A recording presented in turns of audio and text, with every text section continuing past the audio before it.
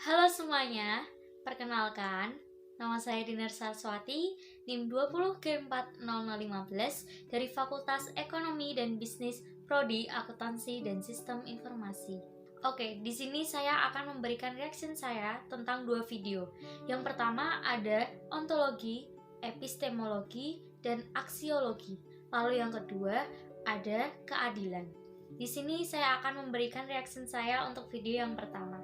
Sebelumnya saya akan memberitahu ontologi adalah suatu perkenalan pada kata-kata dari sebuah konsep. Onto dan logia berasal dari bahasa Yunani, yang onto artinya eksistensi atau menjadi nyata, sedangkan logia adalah studi atau pengetahuan. Lalu, ontologi dibagi menjadi dua hal. Yang pertama ada ontologi filosofis, dan yang kedua ada ontologi non-filosofis. Untuk ontologi filosofis merupakan studi yang nyata secara umum.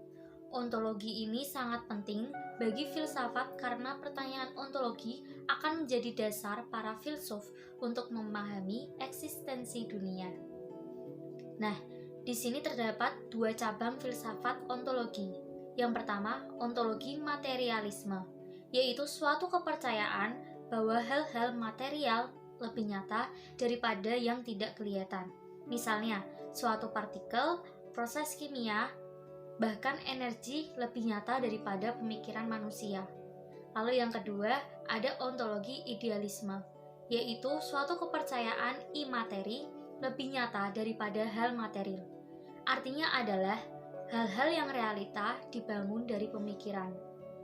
Lalu yang kedua, tadi setelah ontologi filosofis, ada ontologi non-filosofis. Artinya, deskripsi dari apa yang nyata atau kenyataan.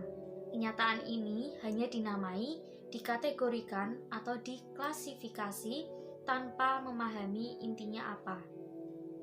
Kesimpulan dari ontologi ini adalah mempelajari tentang apa yang nyata dan apa yang tidak nyata.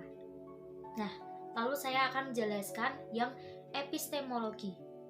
Epistemologi berasal dari bahasa Yunani, yaitu episteme adalah pengetahuan, sedangkan ologi adalah doktrin atau pembelajaran tentang. Jadi epistemologi artinya suatu pembelajaran tentang pengetahuan. Contoh pertanyaan yang dijawab epistemologi yaitu, bagaimana sih pengetahuan bisa kita dapat? Menurut ilmu para ahli, pengetahuan itu didapatkan dari interaksi antara indera-indera manusia untuk memahami sesuatu. Ini adalah empirisme, di mana pengetahuan didapat dari sensorik. Menurut pengetahuan skeptisisme, pemahaman tentang sensorik tidak akurat, di mana kita bisa berbeda dengan orang lain karena masing-masing orang memiliki sensorik yang berbeda-beda. Cara lain selain empirisme adalah rasionalisme. Jadi pengetahuan bisa kita dapat dari seni beralasan. Lalu ada pengetahuan proporsional, yaitu berdasarkan fakta pengetahuan ataupun teori-teori. Dan yang terakhir, pengetahuan praktis. Bagaimana cara melakukan, membuat, bisa dilakukan tanpa sadar dan tanpa berpikir. Pengetahuan ini disetujui oleh Martin Heidegger. Lalu yang ketiga, aksiologi merupakan cabang ilmu filsafat yang mempertanyakan bagaimana manusia menggunakan ilmunya. Yang ingin dicapai oleh aksiologi adalah hakikat dan manfaat yang terdapat dalam suatu pengetahuan.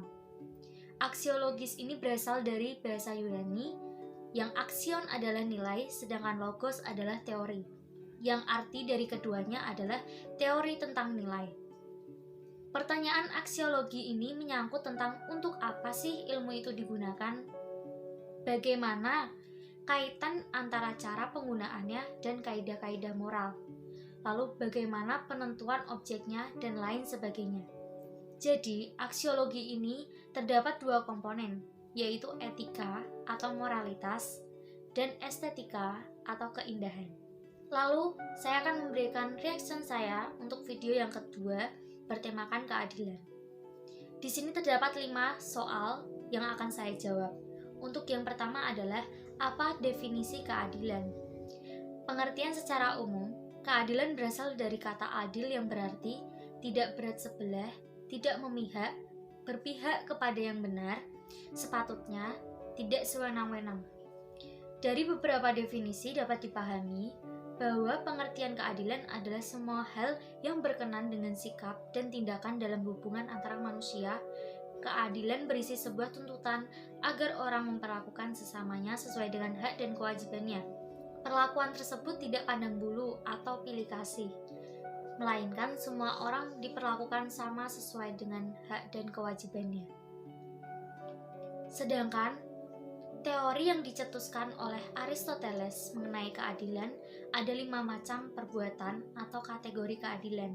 Yang pertama, ada keadilan komunikatif, di mana perlakuan kepada seseorang tanpa melihat jasa atau pangkat, semua sama rata. Misal, hukuman kepada kriminal, perampok, dan lain sebagainya. Lalu yang kedua, ada keadilan distributif, di mana perlakuan seorang sesuai dengan melihat jasanya pada komunitas, misalkan gaji berdasarkan golongan. Lalu yang ketiga, keadilan kodrat alam, di mana perlakuan kepada seseorang sesuai dengan hukum alam, atau orang-orang yang baik biasanya dibalas dengan kebaikan, begitu sebaliknya. Lalu yang keempat, ada keadilan konvensional, di mana keadilan yang terjadi saat seseorang telah mematuhi peraturan, khususnya peraturan perundang-undangan yang berlaku. Lalu yang kelima, keadilan perbaikan, di mana dipandang adil jika mampu memperbaiki situasi. Misalkan ganti rugi sesuai dengan kerusakan yang telah dilakukan. Lalu yang kedua, mengapa definisi tersebut relevan dengan situasi sekarang? Menurut saya, definisi tentang keadilan di Indonesia masih tergolong rendah.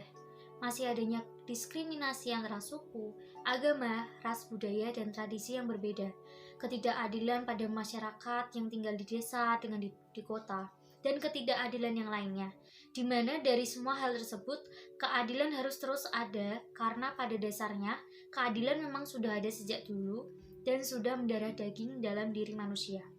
Menteri Luar Negeri Retno Marsudi mengatakan, Indonesia berkomitmen untuk terus berkontribusi dalam mewujudkan perdamaian dunia dan menyelesaikan berbagai konflik. Lalu yang ketiga, di mana keadilan tersebut pernah terjadi dan berhasil.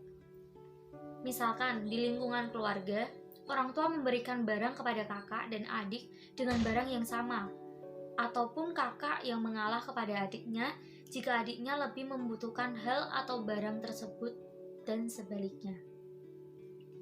Untuk di lingkungan sekitar kita, misalnya saat ini, banyak bencana alam yang terjadi di Indonesia, masyarakat saling gotong royong membantu dan mengevakuasi para korban yang terkena bencana. Lalu yang keempat, bagaimana mekanisme atau organisasi atau sistem yang tepat untuk melaksanakan konsep keadilan tersebut. Keadilan dapat dicapai dengan sistem yang tepat dan maju dengan cara perwakilan dari masyarakat seperti komunitas maupun organisasi mengadakan bantuan sosial bagi para korban bencana alam, dan masyarakat lain ikut serta dalam membantu dengan cara memberikan sumbangan berupa sandang dan papan. Dan pada saat pandemi seperti ini, juga banyak orang yang di PHK, sehingga pemerintah harus memberi bantuan pada mereka yang membutuhkan, maka akan tetap terjalin keadilan sehingga kebutuhan masyarakat bisa terpenuhi. Lalu yang terakhir, nomor 5, kapan konsep keadilan tersebut berhasil dilaksanakan? Konsep keadilan akan berhasil jika dilakukan bersama-sama, dengan menghilangkan rasa egois dan meningkatkan rasa peduli terhadap sesama, maka semua yang kita inginkan untuk mewujudkan keadilan bisa tercapai dan terlaksana. Sekian dari saya, terima kasih.